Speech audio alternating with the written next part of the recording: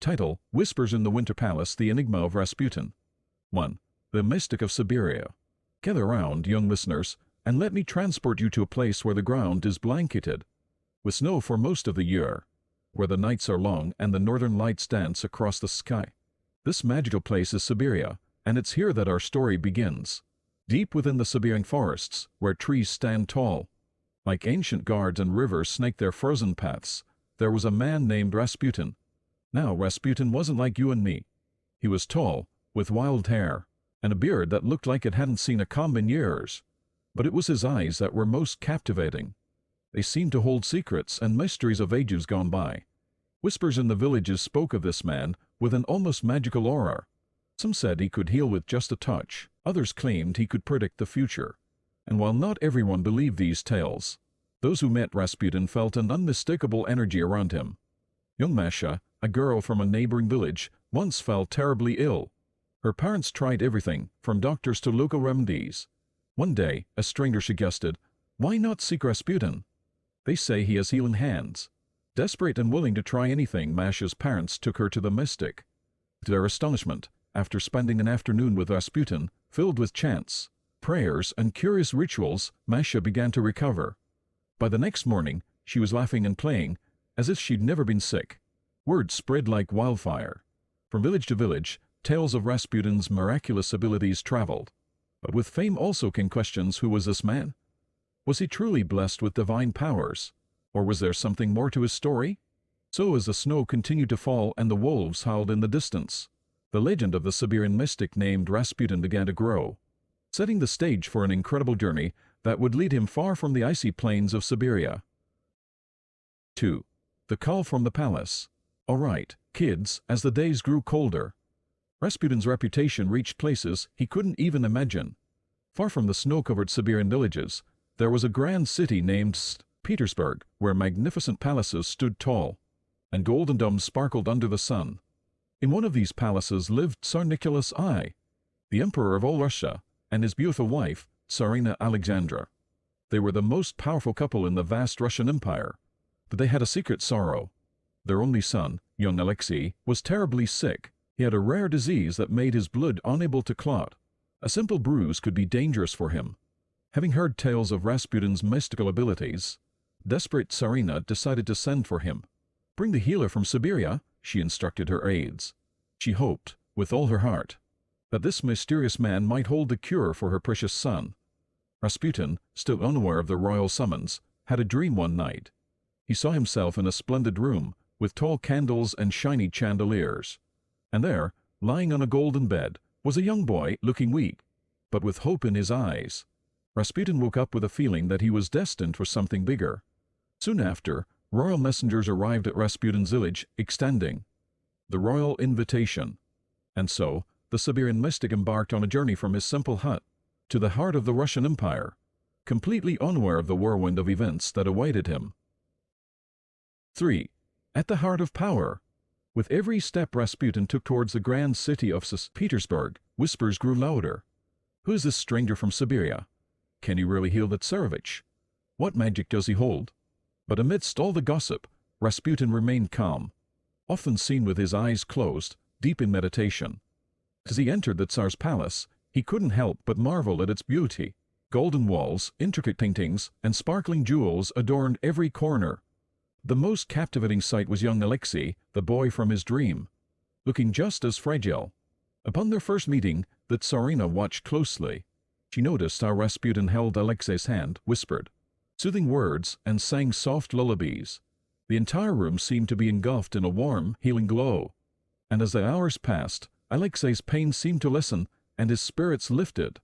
The royal family was astounded. The Tsarina, tears of joy in her eyes, declared Rasputin a miracle worker. From that day on, he became a regular visitor to the palace, not just as a healer, but also as a trusted advisor to the royal couple. His influence grew, and so did the controversies surrounding him. Many in the royal court grew jealous of this outsider's newfound power. They whispered doubts and suspicions, questioning his intentions and spreading rumors. The Tsarina believed in him, and that was all that mattered to Rasputin. However, as the days turned into nights and seasons changed, Rasputin would soon realize that being close to power also meant being in the midst of danger. The story of this mystic was only beginning to unfold. 4. Whispers and shadows. Imagine being in a place where, despite all the glamour and glitter, shadows lurked in every corner.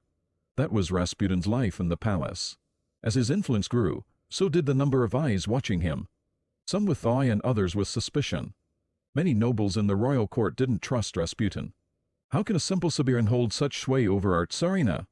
They whispered among themselves. There were tales about him. Some said he had magical powers. Others said he had dark secrets. And in hushed tones, some even mentioned plots to remove him from the palace. One day, as Rasputin wandered the palace gardens, he overheard two nobles talking. "He has become too powerful," said one. "We must do something," murmured the other. Rasputin's heart raced. He realized that his position at the palace was not as secure as he thought. But amidst the whispers, there were also genuine admirers. Young maidens wrote him letters, poets sang his praises, and many sought his blessings, believing he was truly a holy man. The Tsarina continued to stand by him, and Rasputin, ever. The mystic, often said he had visions of the future. He foresaw great changes coming to Russia, and even hinted at his own fate. The tension was palpable. The palace, once a symbol of grandeur, now felt like a maze of intrigue and secrets. Rasputin, once the celebrated healer, was now at the center of a storm, and the winds of change were blowing strong. 5. The fateful night. Imagine a night so cold that it feels like the whole world has been covered with a blanket of ice. On such a night, something was brewing in the heart of Russia, something that would shake the very foundation of the royal palace. In a grand mansion away from the palace, a group of nobles had gathered. Their faces showed determination, and their whispers sounded like conspiring winds. They believed that Rasputin was leading Russia into chaos, and something needed to be done to stop him. The head of this group, a young noble named Felix Yusupov, had devised a plan to end Rasputin's influence once and for all. They invited Rasputin to Yusupov's mansion, promising a fun evening. Unsuspecting, Rasputin stepped into the mansion and was offered wine and cakes, both laced with poison. But hours went by, and to the noble's astonishment, Rasputin showed no sign of distress. Panicking, they decided to take drastic measures. Yusupov took out a revolver and shot Rasputin. They believed he was dead and threw him into the freezing Neva River. The legends say Rasputin tried to break free from the icy water before he finally succumbed. It was as if even in his final moments, he refused to be defeated easily. The news of Rasputin's death spread like wildfire. Some mourned the loss of a holy man, while others whispered, it was only a matter of time. The fate of Rasputin became a lesson for many power attracts, both admirers and enemies, and in the grand play of history, Rasputin's chapter was both fascinating and mysterious. 6. Legacy of the Siberian Seer. Long after the events of that fateful night, the streets of Russia still echoed with tales of the mysterious Rasputin. Was he a saint or a sinner? A wise man or a madman? The questions remained, and the answers were as varied as the people who told the tales. Many believed Rasputin had indeed possessed supernatural powers.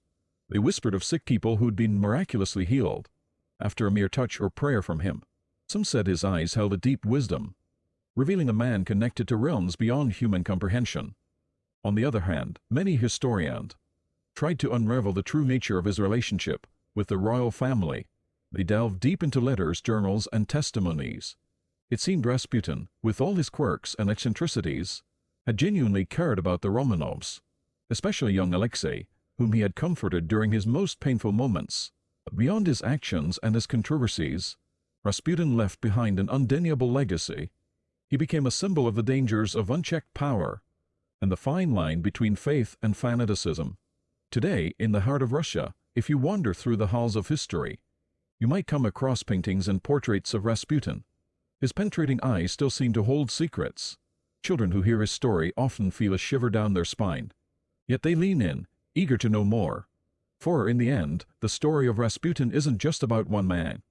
It's about the enigma of human nature, and the age-old dance between belief and reality. And as long as tales are told, the saga of the Siberian Seer will continue to captivate hearts and minds. The end. Thank you for watching. I hope you enjoy the next piece.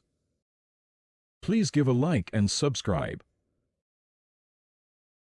Thank you.